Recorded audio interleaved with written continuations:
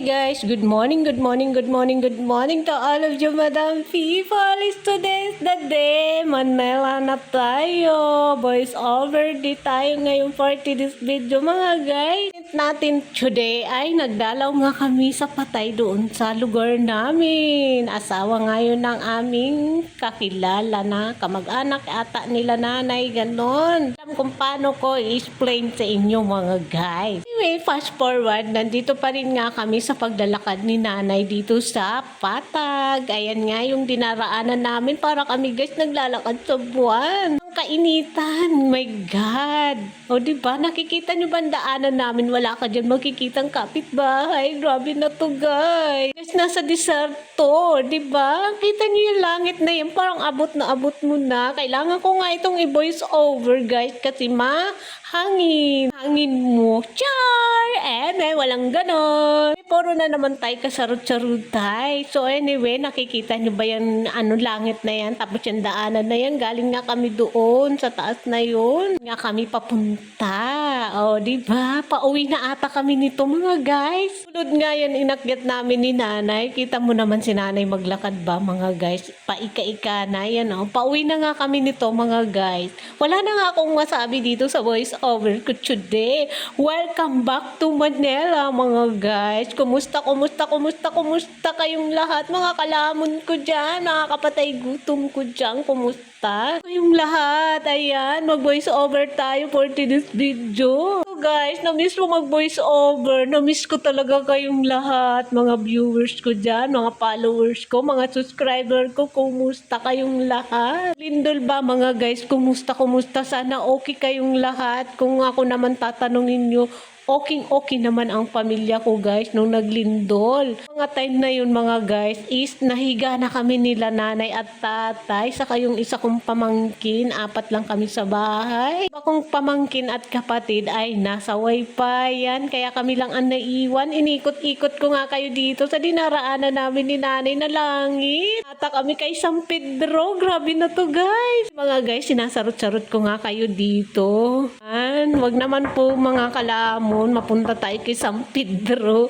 Ayoko pang mapunta doon. Gusto ko pang mabuhay at makisama kayo at sarot ba? O, pinukos ko nga kayo dyan sa daanan namin. O, napakalayo na yan guys. Yun yung highway na dinaraanan. Papunta ng Sangay, papunta ng Tigaon, ganun. Ang hirap talaga guys yung dito, yung daanan namin. Kasi pag tag-ulan, maputik, hindi ka dito makakapagsapatos kasi pag nagsapatos ka is madulas ka. Lalo na pag nagtsinelas ka, madudulas ka din. Init naman ay grabe, reklamo naman tayo, super init, ganon. Saan na ba tayo lulugar? Saan na si Lord lulugar mga guys sa buhay natin? Habang sinasarot-sarot ko nga kayo, nakarating din kami sa paroroonan namin ni nanay. Malapit na nga kami dito sa bahay. Dinaraanan namin ay Madrid Cacao. Ito yung ginagawang shampoo ng mga aso. Bulaklak nga yan ng kulay pink. Ang ganda-ganda nga ng bulaklak niyan. Ang sabi pa nga nila, kinakain daw yan. Nga ito mga guys, sa mga gali, sa mga kati-kati ng mga alaga natin. Aso at pusa. Kaya pwede nyo itong hiha. Mga guys is nakabulol-bulol na nga ako. Pwede nyo nga yan ihalo sa mga shampoo ng iyong mga alagang pusa at aso. So ayan na nga mga guys, tinuturo-turo ko nga dyan yung bulaklak ng Madrid Cacao. Ayan nga ay kulay pink. Ayan siya. Guys, yung nakita kong bulaklak, walang iba. Guys, kababagyo lang dito nung nakaraan, 'di ba? Nung bago magpasko, 'di ba, nagbagyo. Kaya ayan, kalbo pa ang ibang puno dito. So anyway, kakakwento ko nga sa inyo, nakarating din yung nanay kong ika-ika maglakad kasi nga masakit daw yung tuhod niya. Siyempre, marami nang nararamdaman kasi nga senior na nga sila. Tapos yan nga yung payag na pinagawa ko sa kapatid ko. Yan, bahay kubo ba, natambayan namin ni vlogger girl nyo kapag nandito kami. Ayan nga si vlogger girl nyo, parang miss na miss niya ako agad. Grabe na siya guys. Yung pamangkin ko na kasama namin, pinauna namin, pinasakay ko sa kapatid ko. Tapos, ayan, kami na lang ni nanay yung umuwi. Tapos, ayan si vlogger girl nyo, tamang lang siya sa amin kasi na-miss niya daw kami ni nanay. Charot lang mga guys. Siyempre gano'n naman talaga si vlogger girl nyo kapag dumarating ako. Ganyan talaga siya. Kapatid ko sa kapamangkin. Tapos si tatay nandyan sa duyan. Tapos din magkapatid din yan. Yan yung pamangkin ko na magkapatid din. Tapos ayan din si kalamon nyo. O diba? Tamang pakit lang siya dyan. Nga dyan yung dinaraanan namin. Pauwi na nga talaga kami niyan. Galing kami doon sa Patay. Condolent nga sa aking ate Baste. Hi Ate Baste, condolence. Sana kaya mo yan. Darasal mo lang na kaya mo yan. Nandiyan pa naman yung dalawa mong anak. Kahit hindi nanggaling niya sa'yo, alam ko na mahal ka nila. So, good luck sa aking tagyawat na hindi nasasabi at hindi na ilalabas yung pag-ibig niya. Cherish lang. Ayan na nga si nanay. Ito nga yung time na pauwi na nga rin kami nito. Ito yung karugtong guys, yung kanina na binuang-buangan ko na nga kayo sa mga aking voice over today. Kung di ka pa nga dyan nakapag-follow sa aming page, baka naman paki-like and subscribe para laging updated ka sa aming mga vlog ni vlogger girl nyo.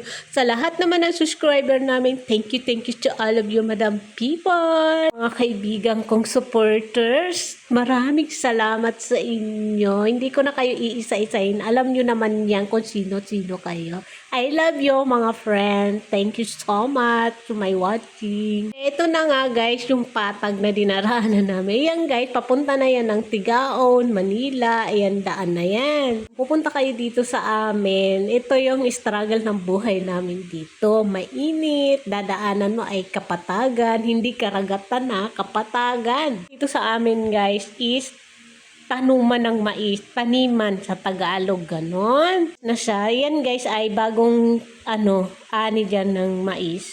Kaya malinis siya, tapos mainit. Siyempre nasunog na yung mga damo, wala na siyang damo. Wala nga halos makain dito guys yung kalabaw, yung kambing. Tapos, alam mo ba guys, yung kalabaw ni tatay saka yung kambing ng kapatid ko, ang payat na kasi wala nga makain.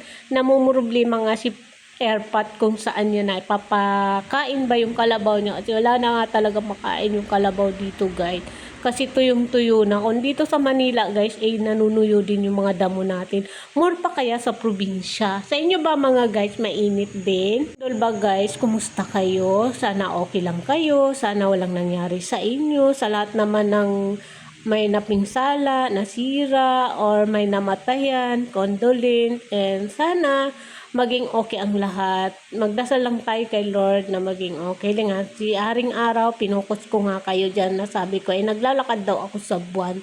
So, yun lang guys. Thank you so much watching. See you sa next vlog mga kalamon at kapatay gutom. Good morning everybody. See you guys. Bye!